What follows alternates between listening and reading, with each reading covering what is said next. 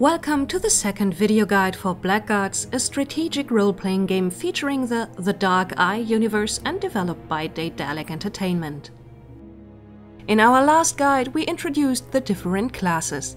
Today we're going to take a closer look at the skills and talents of your characters. And, as promised in our last video, we'll also introduce the free character creation. But to better understand the advantages of free creation, we should first take a look at the skill system as a whole. The skill system of Blackguards enables you to expand and improve the abilities of your character and is based on the rules for the tabletop role-playing game The Dark Eye. Anyone already familiar with the game will immediately feel at home, and for the rest of you, we'll do a quick tour and show you how to choose and improve the skills of your party in Blackguards. In Blackguards, both your character and the members of your party gain new adventure points after every fight won and every quest that is completed. You can use these points to improve the abilities of your adventurers. You can invest the points in 5 different categories: base values, weapon talents, spells, and special abilities. Base values.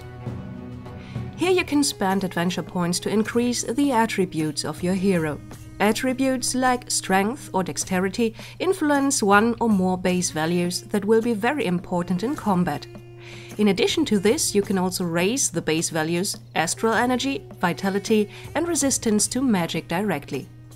The attributes not only influence the base values, but also the probability of successfully using a talent or casting a spell, and they can be a prerequisite for the learning of these. We'll explain how this works when talking about the talents and spells and in an upcoming video about the combat system. Increasing the base values will turn out to be a very effective long-term strategy. But investing in this aspect of your character requires patience. The improvements can only be bought with a high amount of adventure points that, when just starting out, will not be gathered easily. Weapon talents. The Blackguard skill system is designed to offer you, as player, as many choices and freedoms as possible to create your own style of play.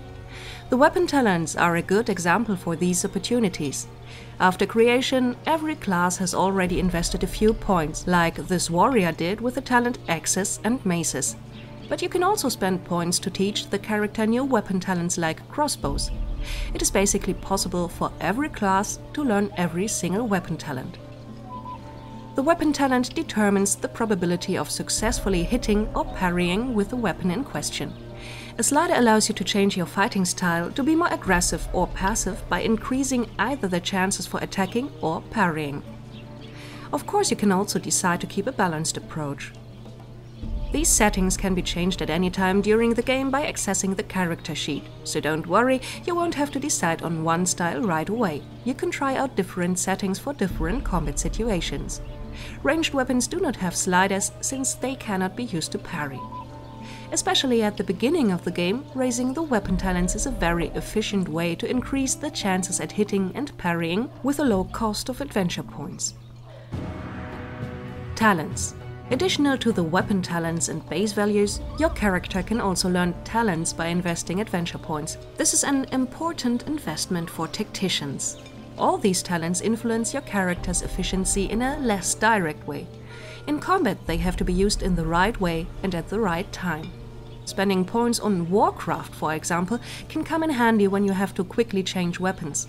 This usually takes the character a whole round, which can be critical for an archer that is suddenly surrounded by enemies.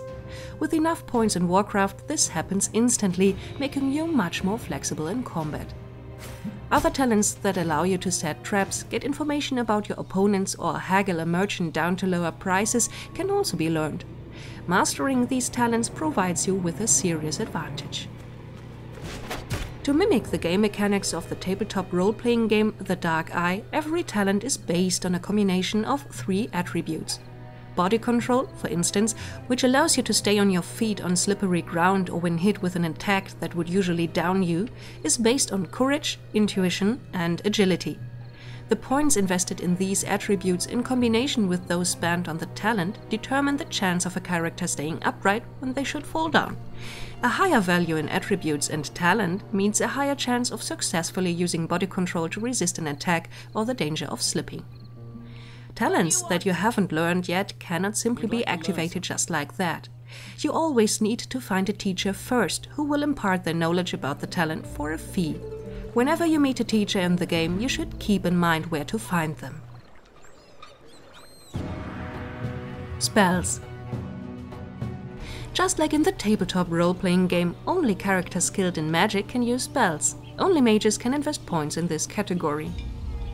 Like talents, new spells can only be learned when visiting a teacher, but the ones already learned can be improved at any time when not in combat.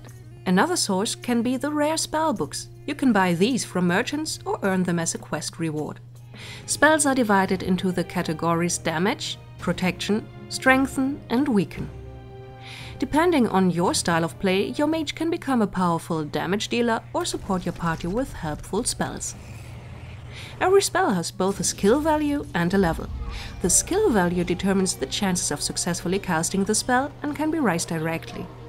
Every spell has 4 levels that become available at the skill values 0, 8, 13 and 18.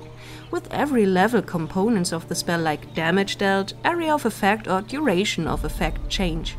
High-level spells can also create completely new effects. Spells on higher levels are often harder to cast and have a higher cost. The level you want to cast a spell at can be freely chosen at any time. For example, if you raise the skill value of the spell Thunderbolt, the damage dealt will increase from 1st to 3rd level, but always at a higher cost of astral points. On the 4th and final level, the spell changes from a single target effect to an area of effect spell that deals damage to several targets in a cone. The chance of successfully casting a spell is determined by 3 attributes that differ from spell to spell. As we have already mentioned in the previous video, magical powers can be greatly diminished by wearing metal. Weapons are an exception to this rule. Even though mages have a lot of different possibilities, they are not all powerful. They always have to keep an eye on their astral energy. If they run out of magical power, they'll be next to useless in a fight and become an easy target for enemies. Special abilities. To wrap it up, Blackguards also offers the so-called special abilities. These allow your characters to perform special actions or get a passive boon. You can learn these special abilities from a teacher. Special abilities are divided in 4 categories: melee, ranged, magic, and passive. With these abilities, you can activate new attacks or special boons like regaining astral points during combat. Characters can only broaden their range of possible attacks by learning special abilities, which is especially important for fighters. Many of these attacks have a lower chance of hitting successfully, but they cause extra effects if they are successful.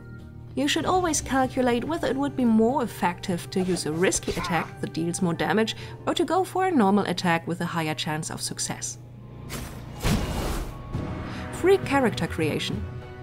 But let's finally take a closer look at free character creation, which we already mentioned at the beginning of the video. This is the supreme discipline in Blackguards character creation.